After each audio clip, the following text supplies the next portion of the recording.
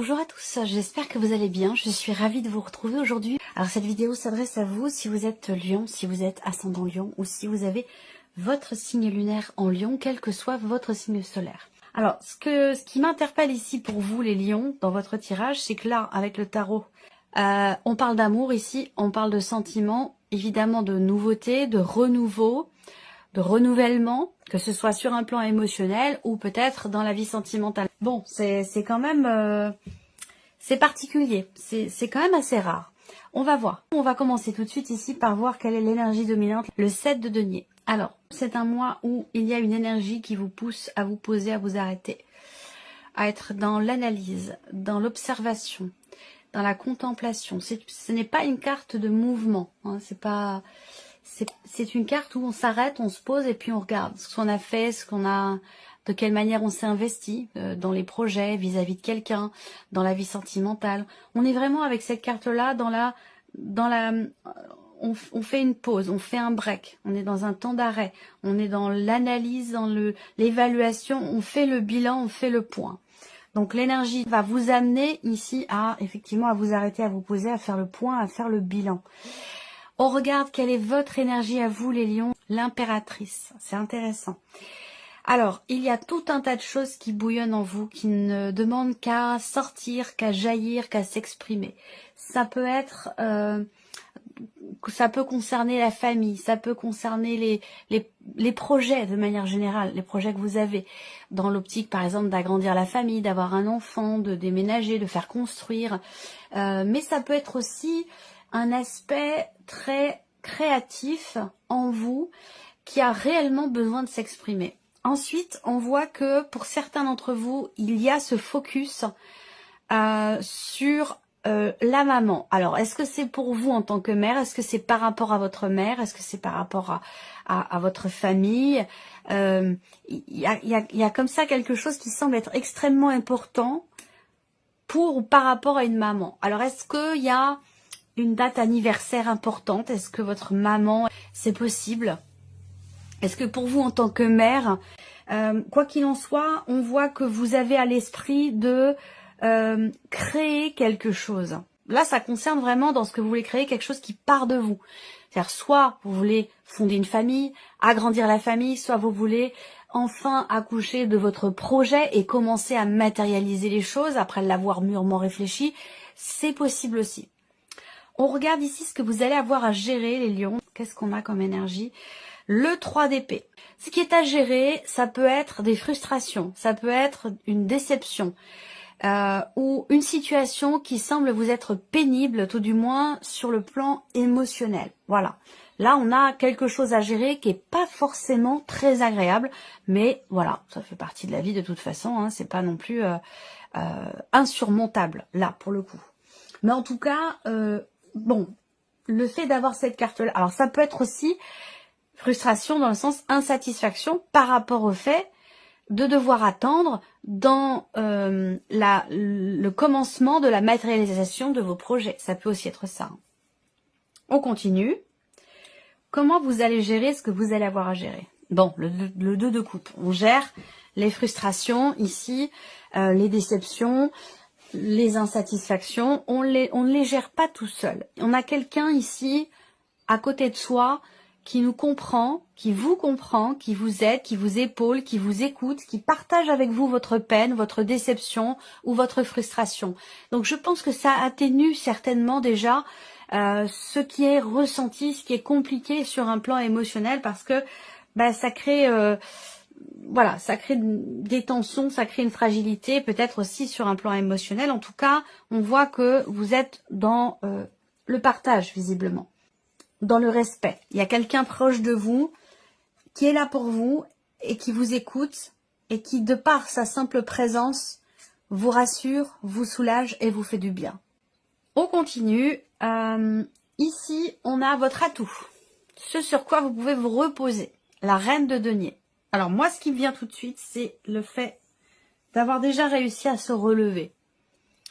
D'avoir déjà réussi, il y a vraiment cette idée d'être très solide dans ce que l'on veut, dans ce que l'on construit, dans ce que l'on veut construire. Votre atout avec la reine de denier, c'est votre capacité à effectivement à vous relever, à redresser la tête, à remonter les manches, à garder toujours de l'espoir, du courage pour relever les défis, pour reconstruire quelque chose.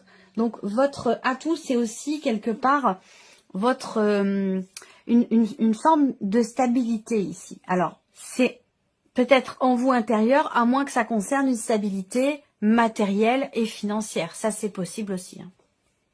L'inattendu. L'inattendu, c'est que il va vous falloir faire preuve de patience. Voilà. Donc ça vous rejoint ce que j'ai dit tout à l'heure, ou peut-être qu'il y a une frustration parce qu'on est dans l'obligation d'attendre, de patienter pour pouvoir matérialiser un projet. Là, l'inattendu, avec le 3 de bâton, c'est une énergie qui va vous amener à devoir faire preuve de patience. On voit que vous êtes dans la projection, la planification, vous voulez créer, mettre en place quelque chose et que ça ne se passe pas forcément exactement comme vous l'aviez prévu ou comme vous le souhaitiez.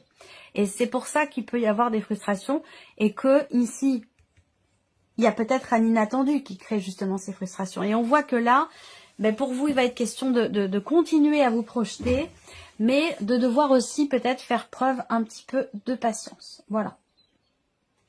Alors, on continue. Qu'est-ce qui découle de cet inattendu, le fait de devoir attendre? Des émotions, des doutes, des incertitudes, de la mélancolie aussi peut-être. Hein. La lune, c'est le fait que là, j'ai la sensation qu'en fait, le fait d'avoir à attendre, alors quelle que soit la situation ou le projet qui est concerné, hein, ça peut toucher le domaine sentimental, professionnel, matériel, financier, familial, peu importe. Hein, on n'a pas de domaine de vie qui est représenté, je vous le répète. Hein. Mais là, on voit que ce qui découle de ce fait de devoir attendre, ce sont des émotions. Et on voit que là, on voit bien que dans ce que vous avez à gérer, on a quelque chose qui est quand même compliqué. Le fait d'avoir encore à attendre, eh bien, ça peut apporter encore des doutes, d'autres questions qui vous viennent, d'autres questionnements. C'est-à-dire que plus il y a cette attente, j'ai l'impression, dans ce que vous voulez créer, plus il y a cette attente et plus vous doutez, plus vous vous posez des questions. Mais ce qu'il est important de retenir, c'est la reine de denier dans vos atouts. Là, ce sont vos atouts, ce sur quoi vous pouvez vous appuyer, vous reposer. Eh bien, c'est le fait que, comme je vous le disais tout à l'heure, vous vous êtes déjà relevé. Vous avez déjà, j'ai la sensation que vous avez déjà traversé une ou des situations qui ont pu générer les mêmes sensations pour vous. Voilà. Et on voit que ce qui compte, c'est toujours de garder la foi, de rester volontaire, déterminé dans ce que l'on veut bâtir, construire ou reconstruire. Ça, c'est très important. Mais c'est vrai que là, il peut y avoir des aléas contrariants et qui viennent générer quelques doutes, quelques incertitudes et vous mettre un petit peu dans le flou. Mais ce ne sera que temporaire. On regarde ce que vous retirez de positif. Et oui, le 3 de coupe. Donc, il y a cette idée de se dire, bon, de toute façon, ça va aller. Ça va aller mieux. Donc, en fait, et le fait peut-être d'avoir à attendre, c'est une bonne chose parce que c'est bénéfique pour vous. Cette attente, cette frustration vous est bénéfique parce qu'elle vous permet de faire le point, de faire le bilan, et parce qu'elle vous permet aussi cette énergie de savoir vous réjouir d'un avenir meilleur finalement. Vous voyez, le fait de rencontrer ici dans ce qui est à gérer avec le 3 d'épée, hein, ça peut être un chagrin, une tristesse, une déception, je le rappelle. Ça peut être beaucoup de choses, hein, le 3 d'épée, hein, mais c'est quelque chose qui fait mal au cœur, ou qui blesse, ou qui déçoit, ou qui crée des frustrations ou de l'insatisfaction. Et on voit que là, ce que vous retirez de positif finalement de ce que vous expérimentez ce mois-ci, c'est le fait déjà premièrement de vous dire, bon, bah de toute façon, ça ira mieux demain, ça va finir par s'arranger, par évoluer. Voilà, et c'est le cas.